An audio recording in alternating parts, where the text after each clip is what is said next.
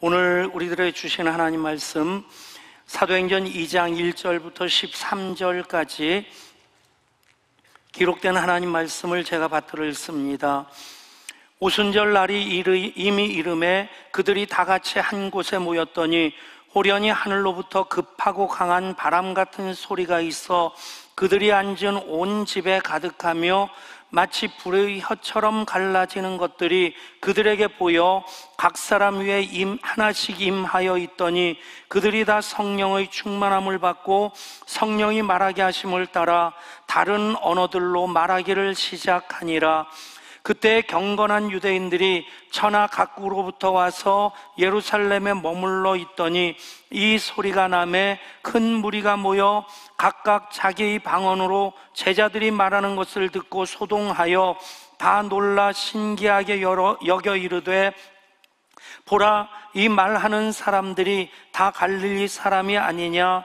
우리가 우리 각 사람이 난 곳 방언으로 듣게 되는 것이 어찌 됨이냐?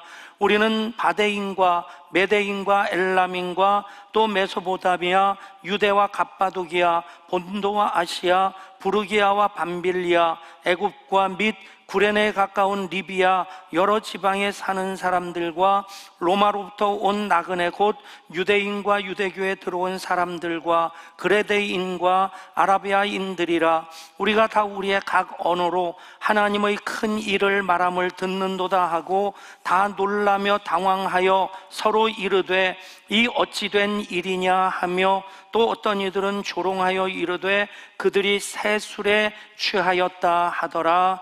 아멘. 작년에 이어서 올해도 총회 공과 요목대로 다음 세대와 함께 설교 본문을 공유하면서 진행하고 있습니다. 코로나19로 인해서 이제 가정예배가 더 확장되고 있는데 더 활성화될 수 있도록 이 일을 시작했고, 그래서 참 잘한 일이고 계속해서 더 잘해야 될 일이라 생각합니다. 올 한 해 제 말씀의 전체적인 주제는 하나님의 약속입니다. 다 기억하기는 쉽진 않겠지만 집에 가셔서 주보를 모아놓으신 분들은 주보 설교 제목을 1월부터 9월까지 한번 쭉 보시면 하나님의 약속이 이렇게 쭉 이어지고 있구나, 나에게 주신 하나님의 약속의 말씀이 바로 이것이구나 확인할 수 있겠고요. 또 10월 한 달 동안도 우리가 성령님이 이루어 가시는 하나님의 약속이라는 주제로 말씀을 이어가게 됩니다. 또 이 말씀을 통해 우리가 성령님 더 사모할 때에 성령님께서 또 새롭게, 더 뜨겁게, 더 풍성하게 우리 가운데 임하시고 역사하실 줄 믿습니다. 예향교회 담임 목사로 목회를 하면서 항상 제 초점을 맞추고자 애쓰는 것이 있습니다. 그것은 우리 교회를 향하신 하나님의 뜻이 무엇이냐 하는 것입니다. 목회하면서 목사의 어떤 욕심이라든가 명예욕으로 하는 목회가 아니라 정말 철저하게 우리 교회를 향하신 하나님의 뜻이 무엇인지를 계속 묻고 있습니다. 그 초점이 정확하면 방향을 잃지 않게 됩니다. 더디 가는 것 같아도 뒤로 가지는 않습니다. 코로나19 2년 동안 우리가 많이 묶여 있었고 많이 답답한 것 사실이지만 그 가운데서 우리는 뒤로 가지도 않았고 주저앉지도 않았습니다. 더딘 것 같지만 한 걸음씩 한 걸음씩 앞을 향해 나갈 수 있었던 것, 그 초점이 분명하기 때문입니다. 우리 교회를 향하신 하나님의 뜻, 다른 말로 표현한다면 교회다운 교회로 세우는 것이고 또 건강한 교회로 교회를 세워나가는 것입니다. 교회, 천국 열쇠 공동체입니다. 내가 무엇이든 땅에서 매면 하늘에서 매일 것이요 무엇이든지 땅에서 풀면 하늘에서 풀리리라. 그 엄청난 권세를 주님의 몸인 교회에 우리 주님께서 또 아버지 하나님께서 위임해 주셨습니다. 그 일들을 제대로 이루어가는 교회가 교회다운 교회이고 또 그 일을 위해서 주님 말씀하실 때 단 한마디도 놓치지 아니하고 아멘으로 순종하는 교회가 건강한 교회입니다. 그러면 다시 되묻습니다. 건강한 교회, 교회다운 교회는 어떤 교회일까 하는 것입니다. 그 답을 말씀드린다면 성령 공동체로서의 교회입니다. 교회가 성령 공동체로의 교회일 때에 교회는 교회다운 교회로 방향을 잃지 않게 됩니다. 계속해서 건강한 교회로 하나님 사역에 순종하면서 하나님 기뻐하시는 뜻을 더 잘 감당함에 하나님 마음껏 들어 사용하시는 하나님의 도구가 됩니다. 성령 공동체로서의 교회라고 하는 것은 바로 주님의 몸인 교회, 제자 공동체로 교회의 모델을 세우셨지만 그 제자 공동체가 교회로서 역사적인 출발을 하는 것은 바로 오늘 말씀, 성령이 임하셨을 때, 그들이 성령 충만하게 될 때, 즉 제자 공동체가 성령 공동체가 될 때 이제 땅 끝까지 이르러 내 증인 되라 하시는 그 사명을 본격적으로 제대로 바야흐로 감당하게 된 것입니다. 더 확실하게 하기 위해서 또 하나의 질문을 해봅니다. 오늘의 기독교와 초대교회의 기독교, 과연 어느 교회가 더 교회다운 교회일까? 여러분, 초대교회는 120명으로 시작이 되었습니다. 지금 우리 교회만 해도 등록교인으로 하면 재적교인이 거의 한 5,000명 가까이 됩니다. 그러면 120명하고 5,000명 비교가 되지 않을 만큼 우리 교회 사이즈가 큽니다.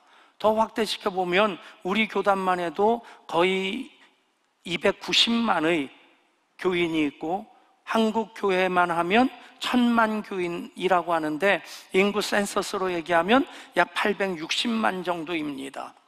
여러분, 대한민국에 있는 그리스도인들만 해도 860만 명이라면 초대교회 120명하고 비교가 될 수 없는 사이즈입니다. 더더군다나 전 세계 인구 78억으로 확대를 시킨다면 기독교 공동체에 속하는 그 이제 교파들을 개신교만 얘기하는 것이 아니라 동방정교, 캐톨릭, 그리고 이제 성공회까지 크리스찬이티라고 하는 기독교 공동체 바운다리 안에 들어져 있습니다. 신학이라든지 예전은 조금 다르다 할지라도 기독교 그러면 사실은 이 네 큰 교파를 다 포함하는 것입니다. 그 부분에 대해서 자세한 설명을 드릴 시간은 없지만 어찌됐든 그렇게 되면 전체 78억 인구 중에서 3분의 1이 기독교인입니다. 26억, 27억입니다. 120명하고는 비교가 될 수 없을 만큼 엄청난 숫자입니다. 그러면 그렇게 엄청난 숫자로서 그런 교인 공동체를 형성하고 있는 지금 기독교와 초대교회, 사도행전의 교회, 어느 교회가 더 교회다운 교회냐, 건강한 교회냐라고 질문한다면 지금이라고 대답할 사람 별로 없을 겁니다. 재정의 규모로 봐도 몇십만 배, 몇 천만 배 그 이상 더 커졌겠고요. 예배당, 우리 예배당도 작은 예배당 아닙니다만 유럽에 가보면 도시마다 거리마다 예배당이 하늘을 찌를 듯한 고딕 양식의 예배당부터 시작해서 비잔틴 양식 그래 등등해서 예배당이 우뚝우뚝 서 있습니다. 아무리 대단한 규모의 예배당이라 할지라도 사실은 300년 이후로 기독교가 공인되고 난 다음에 예배당이 세워졌지 그 이전에는 예배당이라는 게 없었습니다. 사도행전 교회를 보면 예배당이 있는 교회는 하나도 없었습니다. 건물로 봐도 그때와 지금 사뭇 다릅니다. 조직력으로 봐도 얼마나 짜임새 있게 우리 교회 모든 행사하는 거 보면 정말 우리 목사님들 아이디어가 참 좋고 참 잘한다 싶습니다. 그런데 그런 조직력 본다면 초대교회는 맹탕이라고 말해도 될 만큼 아무런 교회 조직도 없고 또 부서도 없습니다. 그런데 어느 누구도 지금의 교회가 초대교회보다 더 건강한 교회다, 더 교회다운 교회다 라고 말할 사람은 없습니다. 그 이유가 무엇일까라고 묻는다면 답은 딱 한 가지입니다. 성령님입니다. 초대교회는 다른 것이 다 부족하고 없어도 성령님 의뢰하고 성령님께 순종하고 성령님의 역사가 그 가운데 언제나 충만했습니다. 사도행전은 그대로 성령 행전입니다. 요즘 오래전에 들었던 일본 선교하시던 목사님 말씀이 생각납니다. 얼마나 철저하게 예산이라든가 교회 계획을 짜놓는지 1년 동안 한치 오차도 없이 다 진행된다는 겁니다. 그런데 그런 일본 교회를 보면서 이 목사님의 얘기가 성령님이 비집고 들어갈 틈이 없어 보이더라. 여러분, 교회의 교회됨은 성령님입니다. 다른 것 다 부족해도 얼마만큼 성령님 더 의뢰하고 더 순종하고, 그래서 성령의 충만하신 역사가 기름 부심으로 그 기적과 은사로 우리 가운데 임하느냐, 그것이 성령 공동체로서 교회의 최종적인 지표입니다. 그것에 대해서 우리가 안타까워하는 것, 결코 그것 때문에 우리가 절망할 이유가 없습니다. 왜냐하면 안타까움은 사모하게 되는 것이고, 사모할 때에 우리는 그것에 대해서 더욱 목말라 합니다. 주님 말씀하십니다. 누구든지 목마르거든 내게로 와서 마시라. 나를 믿는 자는 성경의 이름과 같이 그 배에서 생수의 강이 흘러나오리라. 여러분, 목마름이 능력입니다. 학문에 목마른 사람이 열심히 공부하고요, 무엇인가 기술에 목마른 사람이 새로운 기술을 발견하게 되고요, 사랑에 목마른 사람이 사랑하게끔 돼 있고, 여러분, 그리스도인으로서 하나님 자녀인 우리들은 언제나 예수님에 대해서 목말라 하고 성령님에 대해서 목말라 할 수 있기를 원합니다. 그 목마름으로, 사모함으로 다가오면 누구든지 목마른 자 내게로 와서 마시라. 나를 믿는 자는 성경의 이름과 같이 그 배에서 생수강이 흘러나오리라. 그렇게 성령님 우리 가운데 또 새롭게, 더 뜨겁게, 더 풍성하게 역사하실 줄 믿습니다. 오늘 말씀은 성령님 약속대로 오셨다는 말씀입니다. 성부 하나님 성자 예수 그리스도의 약속대로 성령님이 오순절 마가의 다락방에 임하셨다는 것입니다. 마가의 다락방에 임하셨다는 그 자체도 중요하지만, 이것이 중요한 또 하나의 이유는 약속대로 성령님이 임하셨다. 성령님에 대한 하나님의 약속이 무엇입니까? 구약 성경 요엘서를 보면 이렇게 기록되어 있습니다. 그 후에 내가 내 영을 만민에게 부어주리니 너희 자녀들이 장래일을 말할 것이며 너희 늙은이는 꿈을 꾸며 너희 젊은이는 이상을 볼 것이며 그때 내가 또 내 영을 남종과 여종에게 부어줄 것이며 내가 이적을 하늘과 땅에 베풀리니 곧 피와 불과 연기 기둥이라. 아멘. 오순절 마가의 다락방에 이 말씀이 그대로 성취되어집니다. 요엘 선지자를 통해서 약속하셨고, 오순절 마가의 다락방에서 성취된 성령님에 대한 하나님의 약속, 그 첫 번째는 성령을 부어주시겠다는 것입니다. 찔끔찔끔 주시는 것이 아니라 부어주시겠다. 충만하도록 임하시는 성령님을 기대하시고 만나시는 여러분 될 수 있기를 축복합니다. 두 번째, 만민에게 부어주시겠다 약속하십니다. 구약에서의 성령님에 대한 특징을 세 가지로 정리할 수 있는데, 특별한 때에 특별한 사람에게 특별한 일을 위해서 오신다는 겁니다. 아무에게나가 아닙니다. 대제사장이라든가 아니면 선지자, 아니면 사사들, 왕, 그런 사람들에게 특별한 때에 특별한 일을 위해서 특별한 사람들에게만 성령님이 제한적으로 오시는데, 그런데 마지막 때 약속하신 성령이 오실 때는 만민에게, 남녀노소 누구든지 사모하는 성령님의 이름을 부르는 자들에게 오신다는 것입니다. 그럼으로써 새로운 영적인 체험을 하게 되는데, 영적인 세계가 열려지게 되는데, 너희 자녀들이 장래일을 말할 것이며 너희 늙은이는 꿈을 꾸며 너희 젊은이는 이상을 볼 것이며. 여러분, 예수 믿으면서 신비주의에 빠지는 것 조심해야 됩니다.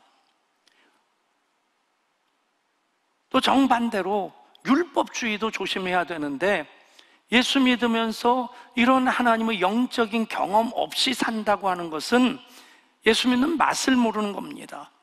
코로나19 후유증 중에 맛을, 미각을 잃어버리는 경우가 있는데, 먹으면서도, 고기를 먹으면서 고기 맛을 모르고 종이짝 씹는 것 같을 때 여러분 그 밥 먹는 재미가 있겠습니까? 예수 믿으면서도 성령의 역사하심으로 이 신령한 세계를 경험하지 못하는 것은 밥맛 모르면서 밥을 먹는 것이고, 고기 맛을 모르면서 종이짝 씹듯이 고기를 씹는 것과 별반 다르지 않을 것입니다. 여러분, 신령한 것에 대해서 사도 바울은 너희가 알지 못하기를 내가 원하지 아니하노라. 무슨 얘기입니까? 반드시 신령한 세계를 경험하라고 하는 강조입니다. 여러분, 성령님의 충만함으로 우리 가운데 임하시면 자녀들은 예언할 것이요, 청년들은 환상을 보고 아비들은 꿈을 꾸리라. 주의 영 임하면, 여러분, 꿈을 꾸고 환상을 보고 또 하나님 말씀을 대언하는 이 모든 것들 노력해서 아니면 돌을 닦아서 되는 것 아닙니다. 주의 영이 임하시면 이런 일들을 우리 경험합니다. 아멘. 여러분, 우리 모두가, 목사만이 아니라 예배자인 우리 모두가 그 성령님을 사모해야 됩니다. 약속하신 성령님, 그렇게 마가의 다락방에 모여서 사모하며 기도할 때 그분이 임하십니다. 또 성자 예수님께서도 또 다른 보혜사이신 성령님에 대해서 제자들에게 거듭거듭 말씀하십니다. 요한복음 14장의 말씀입니다. 내가 아버지께 구하겠으니 그가 또 다른 보혜사를 너에게 주사 영원토록 너희와 함께 있게 하리니 그는 진리의 영이라. 세상은 등이 그를 받지 못하나니 이는 그를 보지도 못하고 알지도 못함이라. 그러나 너희는 그를 아나니 그는 너희와 함께 거하심이요 또 너희 속에 계시겠음이라. 내가 너희를 고아와 같이 버려두지 아니하고 너희에게로 오리라. 조금 있으면 세상은 다시 나를 보지 못할 것이로되 너희는 나를 보리니 이는 내가 살아있고 너희도 살아있겠음이라. 그 날에는 내가 아버지 안에 너희가 내 안에 내가 너희 안에 있는 것을 너희가 알리라. 아멘. 그날 성령님이 임하실 때, 임하시는 그날 하나님 아버지 안에 우리가 거하고 또 우리 모두가 주님 안에 거하고 주님이 우리 안에 거하심을 우리가 그대로 경험하게 될 줄 믿습니다. 그리고 또 이어서 말씀합니다. 보혜사 곧 아버지께서 내 이름으로 보내실 성령, 그가 너에게 모든 것을 가르치고 내가 너에게 말한 모든 것을 생각나게 하리라. 평안을 너에게 끼치노니 곧 나의 평안을 너에게 주노라. 내가 너에게 주는 것은 세상이 주는 것과 같지 아니하니라. 너희는 마음에 근심하지도 말고 두려워하지도 말라. 여러분, 성령님이 오시면 이 말씀이 그대로 현재화되어집니다. 이 경험으로 우리는 예배하고 이 경험으로 예배의 삶을 살아가게 됩니다. 여기까지 끝이 아닙니다.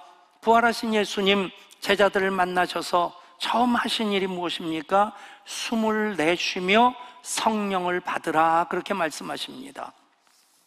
여기서 숨을 내셨다라고 하는 것은 예수님이 숨 쉬었다는 뜻이 아닙니다. 생기를 불어 넣어주셨다는 것입니다. 태초에 하나님 천지를 창조하시고 하나님 형상대로 사람을 흙으로 만드셨습니다. 그리고 그 코에 생기를 불어 넣으시니 사람이 생명이 된지라. 생명을 가진 존재, 하나님의 영을 가진 존재란 뜻입니다. 만약에 하나님께서 후 하고 성령의 바람, 하나님의 생기를 불어넣지 않으셨다면 지금 우리는 존재할 수도 없겠거니와 에덴 동산에 그냥 흙으로 만든 인형 그대로 말라 비틀어져 있을 겁니다.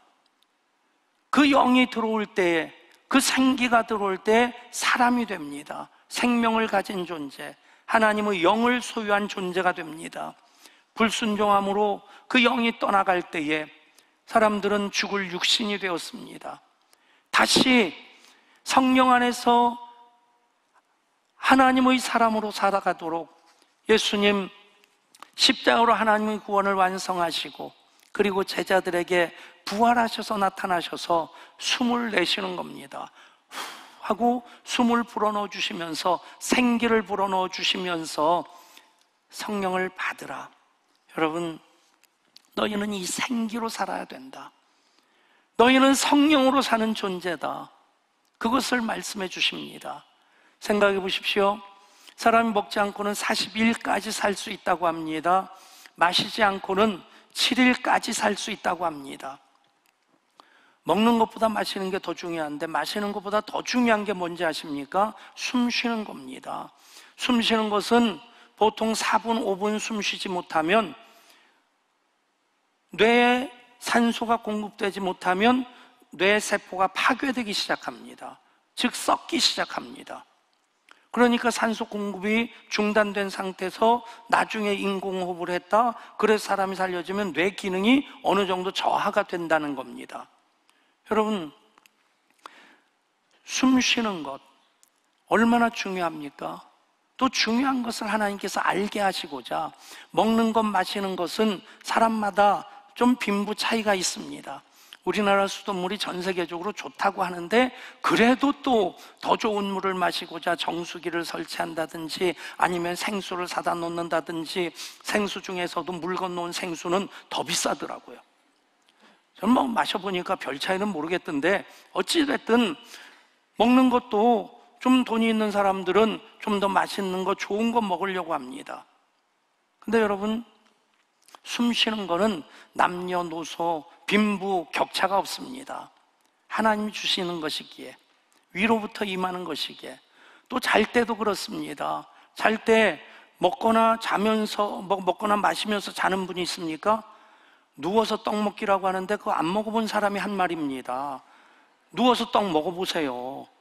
콩고물 같은 거 떨어지면 콧구멍에 들어가기도 하고, 이런 게 이쪽으로 들어가면 그게 또 그래 막 불편해가지고 일어나서 옷 벗고 털어야 되고, 어쨌든 누워서 잘 때는 먹지도 않고 마시지도 않습니다. 그러나 숨은 쉽니다. 여러분, 하나님 그렇게 만드셨는데 그 가운데서 우리가 교훈으로 챙겨야 될 건 무엇입니까? 숨 쉬지 않고는 살 수 없는 존재인 우리들, 성령으로 호흡해야만이 그리스도인으로 살 수 있다는 겁니다. 아멘. 여러분, 성령으로 호흡하는 모든 분 될 수 있기를 축복합니다. 그래서 고린도전서 12장이 이렇게 말씀합니다. 우리가 유대인이나 헬라인이나 종이나 자유인이나 다 한 성령으로 세례를 받아 한 몸이 되었고 또 다 한 성령으로 마시게 하셨느니라. 아멘. 우리 모두는 한 성령으로 세례를 받아 한 몸이 되었고 또 성령을 계속 마심으로써 그리스도의 생명을 공유하는 사람들입니다. 그 성령님 약속대로 오셨고 지금 우리 가운데 오셨습니다. 아멘.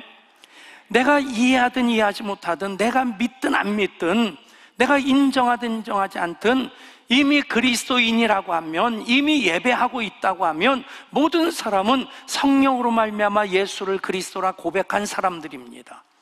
내가 똑똑해서 내가 분별력이 있어서가 아닙니다. 성령님께서 고백하게 하신 것입니다. 모든 예배는 성령님이 임재하실 때 하나님 받으시는 예배, 하나님 영광으로 채워지는 예배가 됩니다. 우리 기도가 아무리 간절하게 기도한다 할지라도 성령님께서 인쳐주지 아니하시면 하나님 아버지께 상달되지 않습니다. 그냥 내 몸부림에 불과할 따름입니다. 내 넋두리일 뿐입니다. 기도는, 모든 기도는 하나님 아버지께 예수 그리스도의 이름으로 성령의 인치심을 받아 하는 겁니다. 우리가 하나님 아버지 이름을 부르고 그러면서 예수님의 이름을 의지해서 기도하면 성령님이 도장 찍어서 하나님께 배달해 주십니다. 아멘. 그 성령님이 우리 가운데 임하셨습니다. 예양교회 됨은 물론 우리들의 헌신도 있었지만 그것을 하나님 받으셔서 아름답게 사용하셨지만 처음부터 끝까지 하나님이 하셨습니다. 성령 공동체로 성령의 역사의 결과인 것을 믿으시기를 바랍니다. 제자들도 그렇습니다. 3년 동안 예수님 행하시는 기적들을 직접 봤습니다.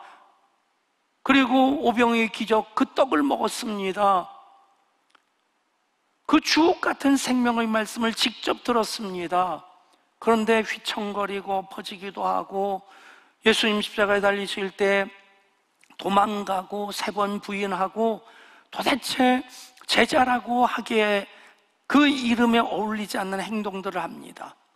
그런데 성령님이 임하시고 나서 그들은 땅끝까지 이르러 내 증인되라 하신 말씀에 오롯이 순종합니다.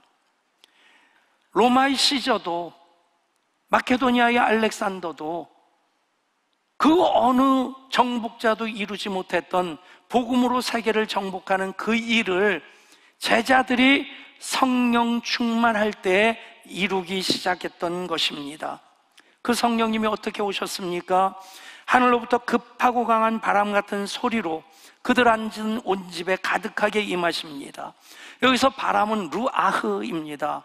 하나님의 생기, 그 코에 불어주신 그 하나님의 호흡, 그것은 또한 하나님의 능력입니다. 그것이 급하고 강한 바람과 같이 임합니다. 여러분, 우리가 성령님의 임재를 경험할 때 단지 마음으로만 느끼는 것이 아닙니다. 그런 증거들, 우리 예양 공동체에도 참 많이 있었는데, 우리 파송 선교자 중에 지금 케냐에서 의료 선교 사역하시는 장상훈 선교사님, 그분이 이제 의사로서 그렇게 병원을 운영하다가 하나님 부름을 받고 순종하면서 선교사로 나가는데, 그냥 나간 것이 아니라 부부가 신학대학원 3년 다 공부하고 목사 안수를 받고 나갔습니다. 그래서 정국강 선교사님 같으면 침례교 1호 여자 목사입니다. 그렇게 안수받고 나갔는데, 나가실 때 한 선교단체 소속으로 나갔는데, 그 탄자니아 처음 가가지고 많이 답답한 얘기를 하더라고요. 당신들은 의사이기도 하고 목사이기도 하고 신학훈련을 받았고, 그런데 그 선교단체 리더가 성경도 모르고 신학도 공부 안 했고 목사도 아닌데, 그런데 굉장히 권위적으로 자기가 모든 걸 다 지시를 한다는 거예요. 그리고 모든 예배 때마다 말씀을 전하는데 진짜 성경 말씀을 대언하는 게 아니라 자기 얘기를 하고, 더더군다나 답답한 것은 의사가 처방하면 자기가 약을 조제해 준대요.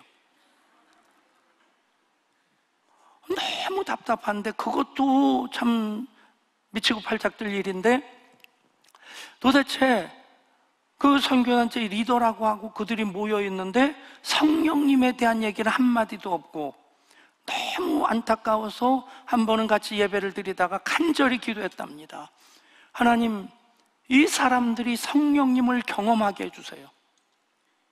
성령님, 지금 이 시간 우리 가운데 임하시옵소서. 그 모인 곳이 진짜 진동했습니다. 뭐 무너질 정도로 흔들린 건 아닌데 우르르 떨리는,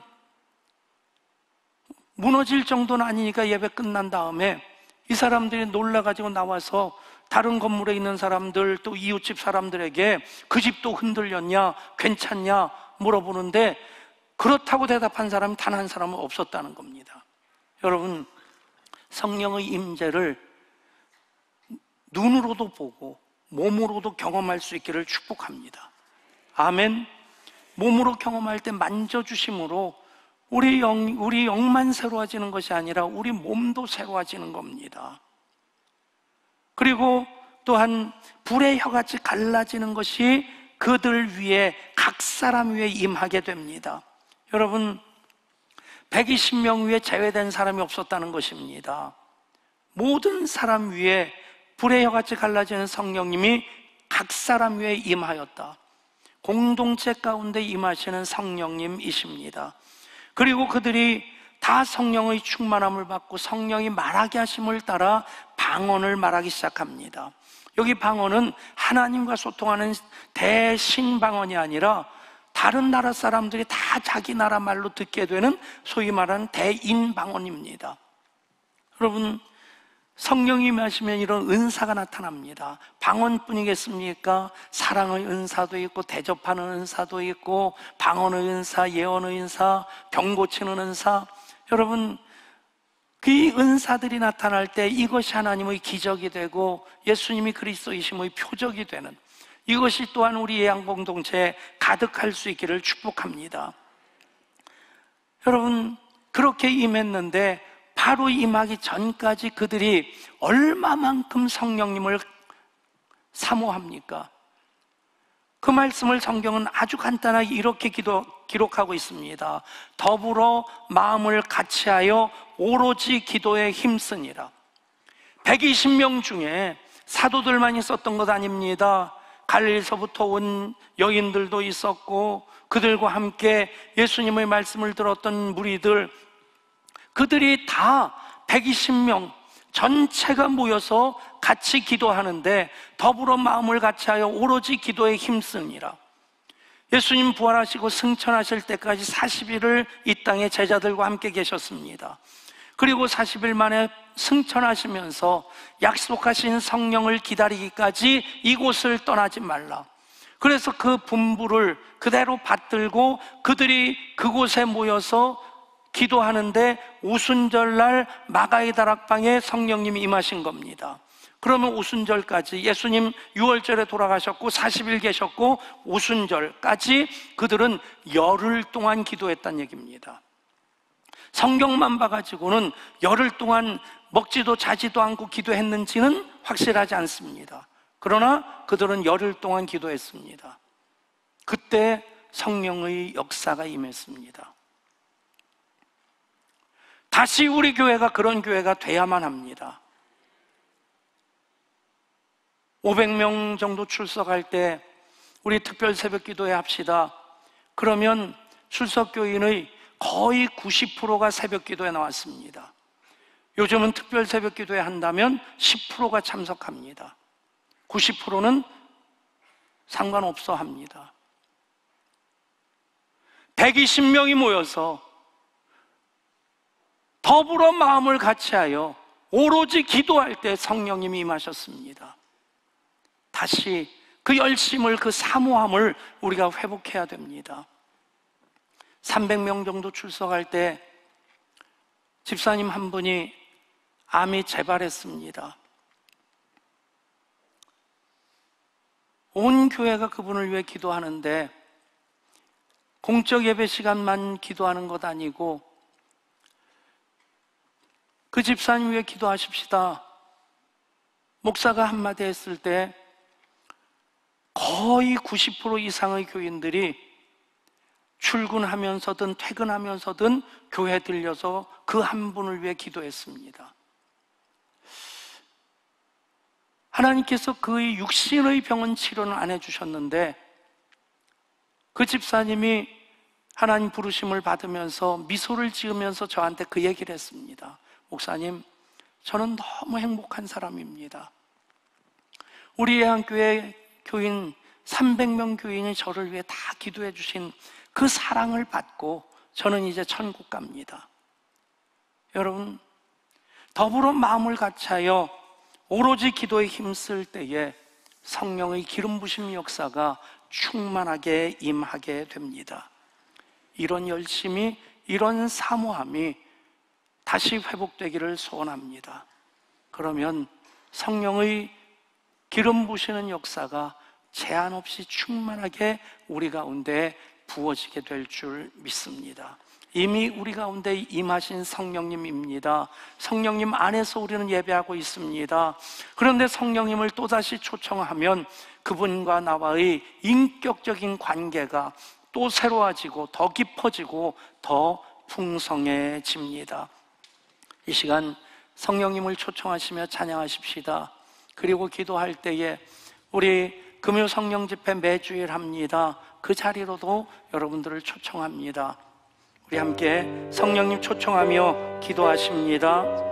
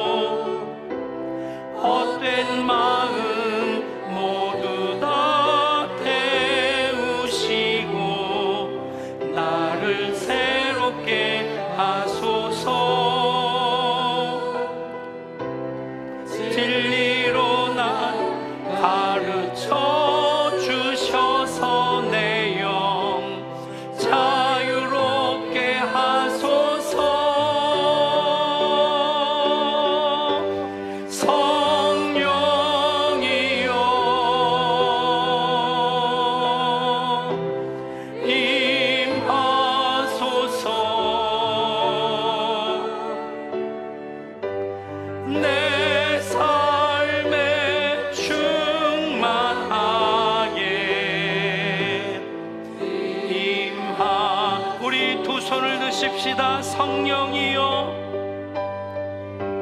성령이여,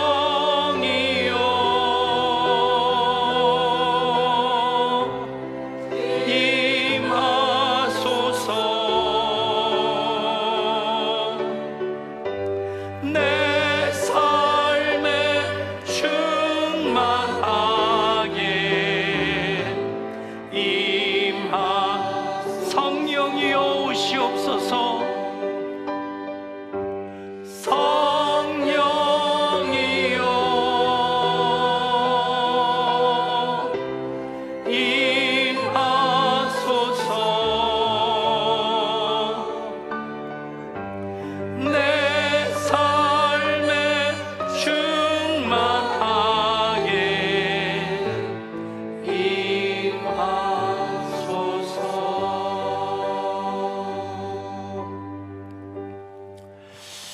우리 모두는 성령님의 목마른 사람들이어야만 합니다. 이미 성령님 안에 거하고 성령님 안에서 예배합니다. 그러나 성령님 물 붓듯 부어주심에, 그 충만하게 역사하심에 우리가 마가의 다락방에 120명 그 성도들 모여서 10일 동안 마음을 같이하여 오로지 기도하기에 힘썼던 것처럼 기도하면 성령의 충만함을 경험하게 됩니다. 물 붓듯 부어주십니다. 그 생명의 성령의 역사로 하나님 우리 다시 새롭게 하시고 고쳐주시고 더 충만하게 하시는 역사를 이루어 주십니다. 우리 사모하는 마음으로 성령님 오시옵소서. 또 새롭게, 더 뜨겁게, 더 풍성하게 역사하여 주시옵소서. 주의 이름을 세 번 부르고 합심해서 기도합니다. 주여, 주여, 주여. 성령 하나님 우리 가운데 임하시옵소서.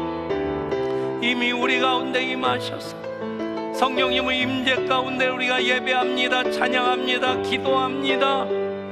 그러나 또 약속하신 성령님, 마가의 다락방에 모인 120명 성도처럼 우리가 마음을 같이하여 간절한 마음으로 기도할 때에 아버지 하나님 역사하시는 증거 우리 가운데 있어서 더 풍성케 하실 줄 믿습니다.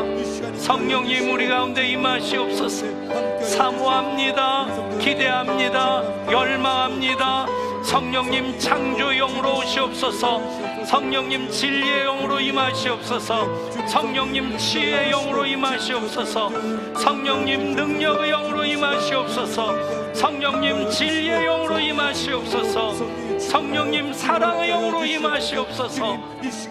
그 성령님 기대하오니 성령님 우리 가운데 불의 영같이 갈라지는 성령님으로 오시고 그 파고강한 바람과 같이 우리 가운데 임하시옵소서. 성령님 우리를 만나주시고 만져주시옵소서. 우리 한 번 더 기도할 때 예향 가을 여행 6가지 행복이 성령님으로 말미암는 하늘 잔치가 되게 하여 주시옵소서. 성령님으로 마음껏 즐거워하는 에덴 동산의 축제가 되게 하여 주옵소서. 이제 우리 VIP 초청 예배를 준비하고 있습니다.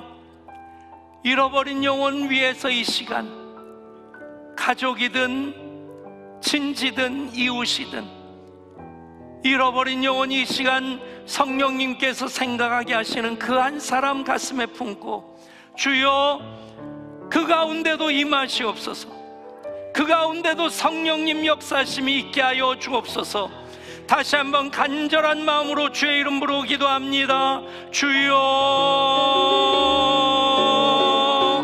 아버지 하나님 이 시간 또한 잃어버린 영혼을 위해 기도합니다. 그 한 영혼 찾도록 찾기까지 우리 아버지 하나님 찾으신 하나님이십니다. 우리가 잃어버린 영혼들 그들을 가슴에 품고 위하여 기도하는 것부터 시작하면서 6가지 행복 가을 여행을 우리가 성령 축제로 성령 안에서 에덴을 경험하는 그 축제로 진행할 수 있게 하여 주시옵소서. 한 분 한 분이, 그래서 하나님, 우리 교회 공동체 통해서 구원하시는 하나님의 구원의 역사가 되고, 그 모든 6가지 행복마다마다가 하나님 우리들에게 주시는 성령 안에서의 축제가 되게 하여 주시옵소서. 주님 감사합니다. 함께하여 주옵소서. 성령님, 우리 가운데 임하셔서 우리의 예배로 예배되게 하시고, 우리의 기도가 상달되게 하시며, 찬양 가운데 하나님 영광 가득하게 하시니 감사드립니다. 그래서 성령님 더 사모합니다. 성령님 더 기대합니다. 그래서 성령 충만함을 우리 간구하며 기도합니다. 마가의 다락방 120명의 성도들처럼 오로지 마음을 같이하여 기도에 힘쓰는 우리들이게 하여 주시고, 그 가운데 성령의 기름 부심의 역사가 급하고 강한 바람과 같이 임하게 하여 주시옵소서. 각 사람 위에 불의 여같이 갈라지는 것이 임하게 하여 주옵소서. 그래서 성령님 창조의 영으로, 진리의 영으로, 치료의 영으로, 사랑의 영으로 역사하시는 증거들 우리 각 사람 가운데 나타나 보여지게 하여 주시옵소서. 6가지 행복 예양 가을 여행이 성령님 안에서 하늘 잔치가 되기를 원합니다. 그 일을 위해 우리 잃어버린 영혼 가슴에 품고 기도했습니다. 그 한 분 한 분 우리 하나님 찾도록 찾기까지 찾으십니다. 그 한 분을 위해 기도하는 것으로부터 가을 여행이 시작되게 하여 주시옵소서. 우리 주 예수 그리스도 이름으로 기도드리옵나이다. 아멘. 이 시간 봉헌하기 전에 여러분 주부의 전도 카드